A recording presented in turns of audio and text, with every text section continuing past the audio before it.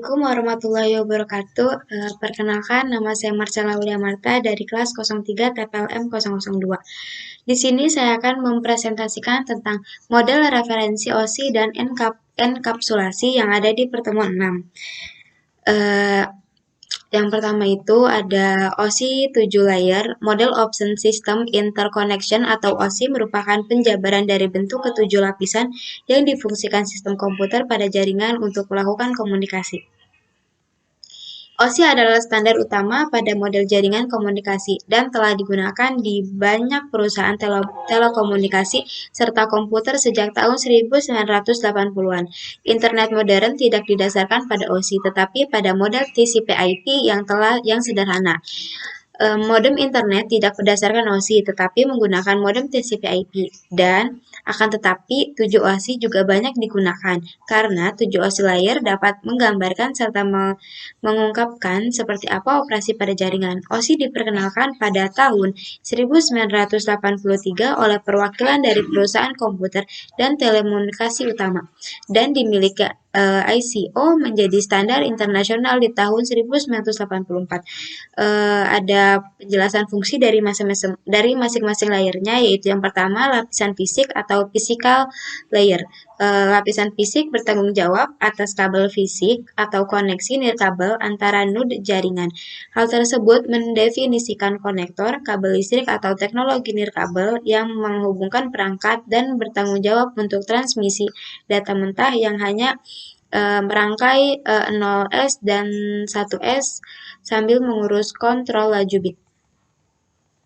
Dan yang kedua ada lapisan tautan data atau data link layer. Lapisan tautan data menetapkan dan mengakhiri koneksi antara dua node yang terhubung secara fisik pada jaringan. Hal tersebut memecah paket menjadi bingkai dan mengirim dari sumber ke tujuan.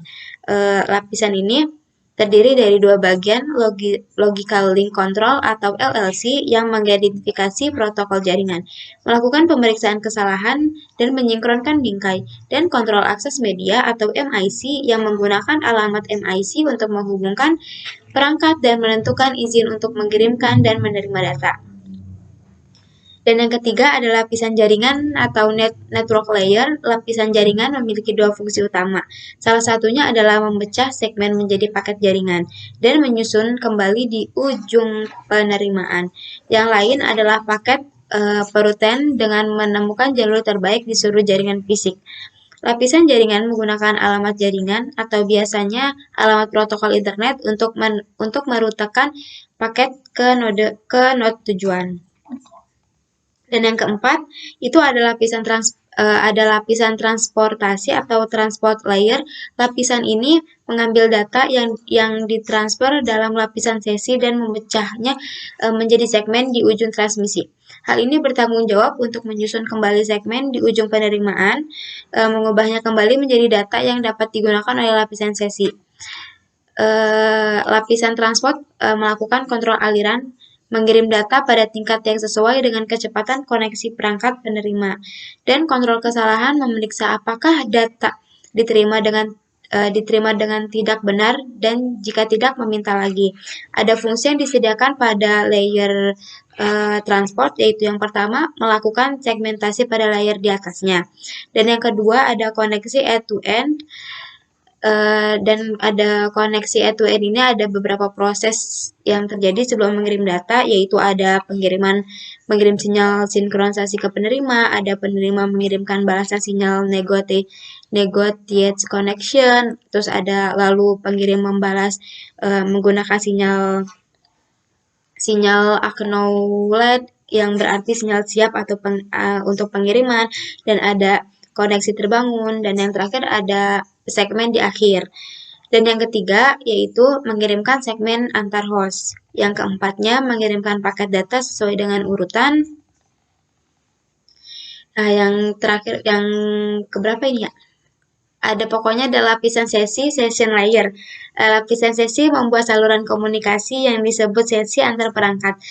Hal tersebut bertanggung jawab untuk membuka sesi, memastikan mereka tetap terbuka dan fungsional saat data sedang ditransfer, dan menutupnya ketika komunikasi berakhir.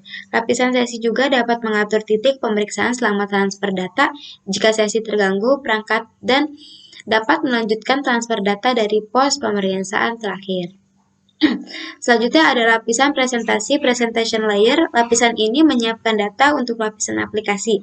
Hal tersebut menentukan bagaimana dua perangkat harus menyandingkan, mengenkripsi, dan mengompres data sehingga diterima dengan benar di ujung lainnya.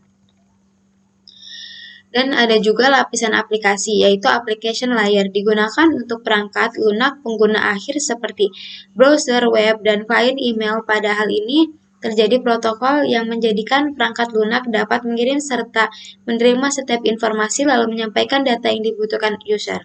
Terdapat beberapa contoh protokol application layer, diantaranya Post Office Protocol, Hypertext Transfer Protocol atau HTTP, File Transfer Protocol atau FTP, Domain Name System DNS, dan Simple Mail Transfer Protocol atau SMTP. Terus yang kedua ada enkapsulasi dan deenkapsulasi. Dalam mode jaringan, istilah enkapsulasi dan deenkapsulasi mengacu pada proses di mana informasi protokol ditambahkan ke data dan dihapus dari data ketika melewati lapisan. Informasi protokol dapat ditambahkan sebelum dan sesudah data. Jika informasi ditambahkan sebelum data, informasi tersebut dikenal sebagai header. Jika informasi ditambahkan setelah data, itu dikenal sebagai trailer.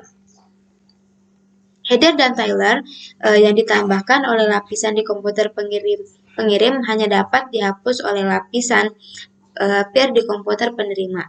Misalnya, header dan trailer yang ditambahkan oleh lapisan transport di komputer pengirim hanya dapat dihapus oleh lapisan transport di komputer penerima. Dan setelah enkapsulasi, setiap lapisan menggunakan nama atau istilah tertentu untuk mewakili data yang dienkapsulasi. Terus di situ ada proses enkapsulasi data langkah demi langkah yang dijabarkan secara terperinci. Yang pertama ada data lapisan atas atau lapisan aplikasi dalam TCP/IP atau lapisan aplikasi, presentasi, dan sesi di OSI, membuat aliran data dan menyerahkan ke lapisan transportasi.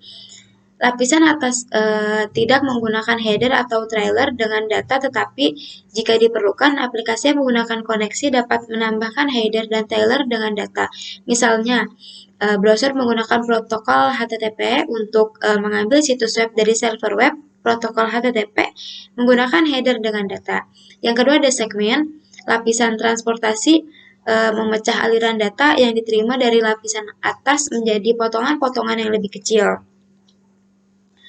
Selanjutnya, ia membuat header untuk setiap bagian data. Header ini berisi semua informasi yang diperlukan tentang bagian yang dibutuhkan lapisan transportasi dalam host jarak jauh untuk menyusun kembali aliran data dari potongan-potongan.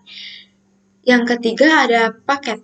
Lapisan jaringan membuat header untuk setiap segmen yang diterima dari lapisan transport. Tajuk ini membuat informasi yang diperlukan untuk mengatasi dan perutaan seperti alamat piranti lunak sumber dan alamat piranti lunak tujuan. Setelah header ini dilampirkan, segmen disebut sebagai paket. Paket diserahkan ke lapisan tautan data dalam model TCP/IP asli. Paket istilah disebut sebagai istilah ditagram. Baik paket istilah maupun ditagram mengacu pada paket data yang sama. Paket data ini berisi header, lapisan jaringan, dan segmen enkapsulasi. Yang keempat ada frame. Pada proses enkapsulasi frame dan data link layer, menerima paket yang dikirim dari network layer. Selanjutnya yang kelima ada bit. Lapisan fisik menerima frame dari lapisan data link dan mengonversi format yang dapat dibawa oleh media terlampir. Misalnya, jika host terhubung dengan kawat tembaga, lapisan fisik dan konversi frame dalam tegangan. Dan jika host terhubung dengan jaringan nirkabel, lapisan fisik akan mengonversinya dalam sinyal radio. Dan yang keenam ada deenkapsulasi. Denkapsulasi terjadi pada menerima komputer. Dalam proses denkapsulasi, header dan tailer yang terpasang dalam proses enkapsulasi dihapus. Lapisan fisik memilih sinyal yang diberi kode dari media dan mengonversinya dalam frame dan menyerahkan ke lapisan data link. Lapisan data link pertama membaca tailer frame untuk mengonfirmasi bahwa frame yang diterima dalam bentuk yang benar. Hal tersebut membaca sisa frame hanya jika frame dalam bentuk yang benar. Jika frame baik-baik saja, ia membaca alamat perangkat keras. Tujuan frame untuk menentukan ketenaran dimaksudkan untuk perangkat keras tersebut atau tidak. Jika frame tidak dimaksudkan untuk perangkat itu akan membuang frame itu segera.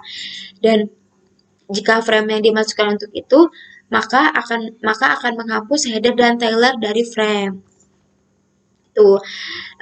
Terus selanjutnya itu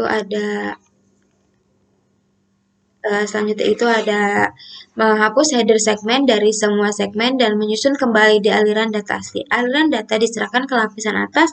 Lapisan atas memformat aliran data dalam format seperti itu yang dapat dipahami oleh aplikasi target.